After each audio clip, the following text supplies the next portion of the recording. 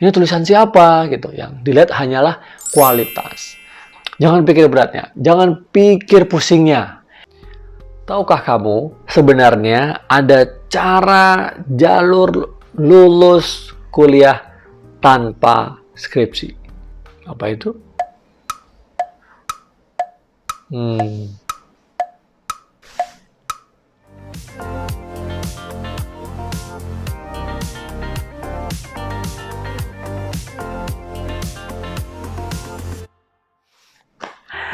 Oke, saya Tirta Mursitama. Selamat datang di channel ini.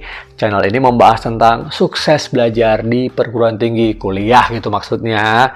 Khususnya mengerjakan tugas akhir, penelitian, skripsi, gitu ya. Bagi yang udah subscribe, terima kasih. Yang belum, ayo klik sekarang. Nah, di awal video ini saya tadi mengatakan bahwa ada loh satu jalur untuk lulus sarjana, tapi tugas akhirnya bukan skripsi. Apa itu? Nah, yang pertama adalah jalur menulis artikel ilmiah yang dikirimkan di jurnal nasional. Artinya, selain dari bentuk skripsi yang biasanya sudah umum, sudah jamak, Anda nih, para pejuang skripsi, itu menulis artikel ilmiah jurnal nasional. Nanti artikelnya itu tujuan akhirnya adalah dikirimkan atau disubmit ke jurnal nasional terakreditasi. Biasanya terakreditasi Sinta 2, 3, 4, 5, atau 6. Nah, lalu bagaimana formatnya? Formatnya tentu mengikuti format penulisan artikel ilmiah.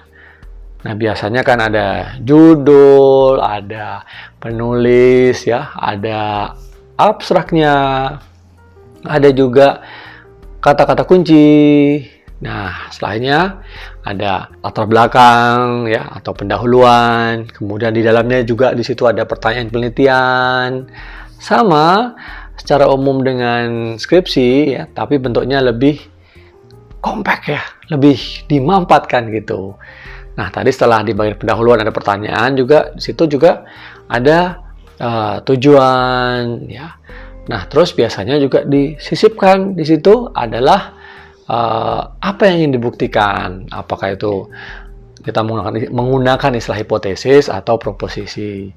Nah, tentu ada literatur reviewnya, ya, kajian pustakanya tentu ada, teorinya juga tentu ada, bagian metodenya pun ada. Cuman bedanya bagian metodenya itu nggak satu bab gitu seperti kalau skripsi yang konvensional, ya, hanya ada bagian sedikit saja dari yang satu bab gede besar itu, banyak itu, kemudian dipersingkat gitu. Nah, di situ setelah itu tentu ada analisis, ya, sama kan kayak skripsi, dan ada kesimpulan.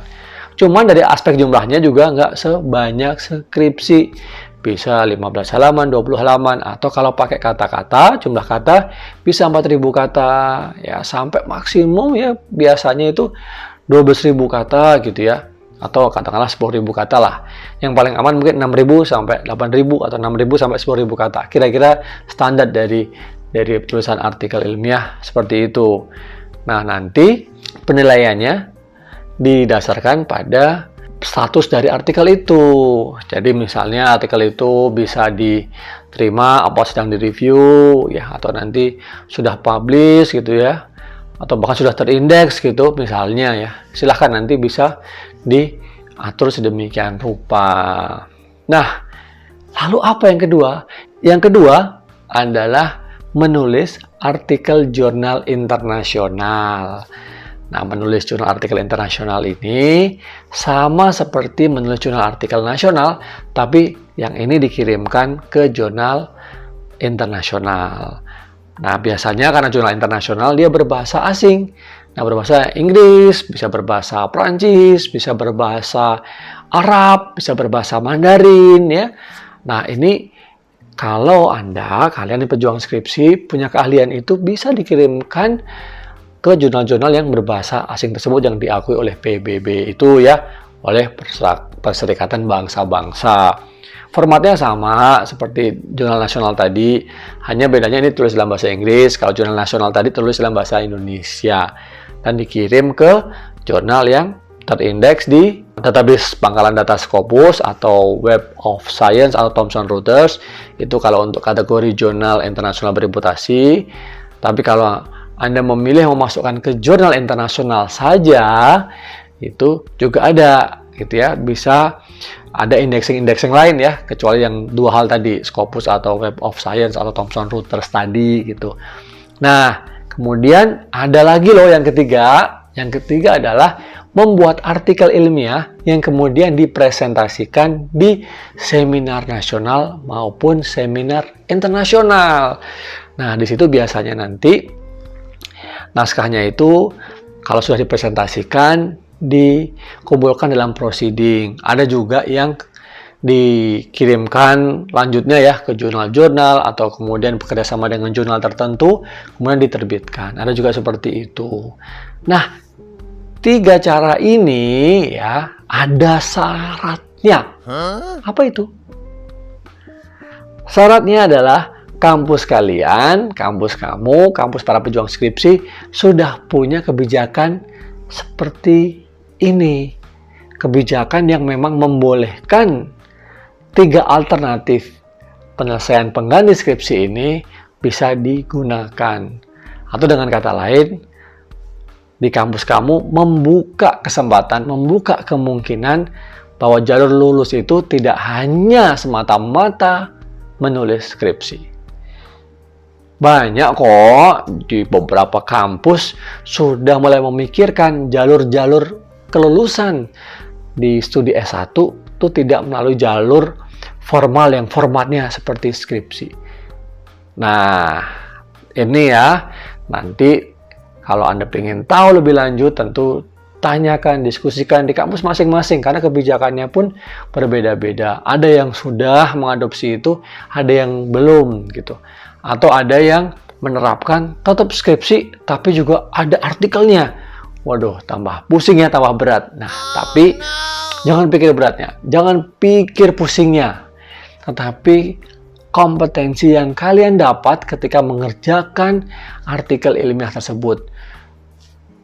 Setelah menulisnya tentu agak berbeda dengan menulis skripsi karena harus padat, ya singkat, argumentasinya itu jelas, tidak bertele-tele, temuannya juga harus jelas, novelty-nya juga harus jelas, analisisnya juga harus benar-benar memenuhi standar, metodenya juga gitu. Karena apa? Jurnal yang ditulis atau artikel jurnal yang ditulis itu kan nanti akan direview, ya, dinilai oleh para penilai atau reviewer di luar sana. Nah, seringkali yang mereview itu lebih dari 1 orang dan mereka nggak tahu ini tulisan siapa gitu. Yang dilihat hanyalah kualitas. Nah, makanya kalau jalur ini ada di kampus kalian dan kalian berhasil menempuh ini, maka luar biasa, hebat. Karena tulisan kamu sudah direview, dinilai oleh orang lain yang nggak lihat kalau itu tulisan kamu gitu. Ya, itu dinilai berdasarkan kualitasnya. Kalau memang bisa terbit berarti kualitas paper kamu bagus. Nah, itu tadi ya 3 alternatif yang bisa ditempuh dan semoga buat penyelenggara pendidikan tinggi di kampus-kampus itu mempertimbangkan hal ini juga selain model skripsi yang selama ini kita kenali atau kita lakukan. Tentu tidak mudah karena harus ada mungkin perubahan kurikulum, ya mungkin harus didiskusikan dengan para pengambil kebijakan, baik mungkin di tingkat program studi, jurusan, fakultas, bahkan mungkin hingga sampai universitas. Intinya, skripsi bukan satu-satunya jalan menuju Anda lulus, tapi masih banyak alternatif lain. Nah, gimana? Menarik bukan? Kalau punya pertanyaan, komentar, atau mungkin di kampus Anda, kampus kalian punya banyak alternatif lain, jalur lain yang memperbolehkan mahasiswanya lulus sarjana gitu ya. dengan jalur yang berbeda-beda. Silahkan, jangan lupa kalau Anda menilai isi dari video ini bermanfaat, jangan lupa subscribe ya, dan di like dan juga di share kepada teman-teman yang lain. Semangat para pejuang skripsi, sampai ketemu di video selanjutnya. Terima kasih.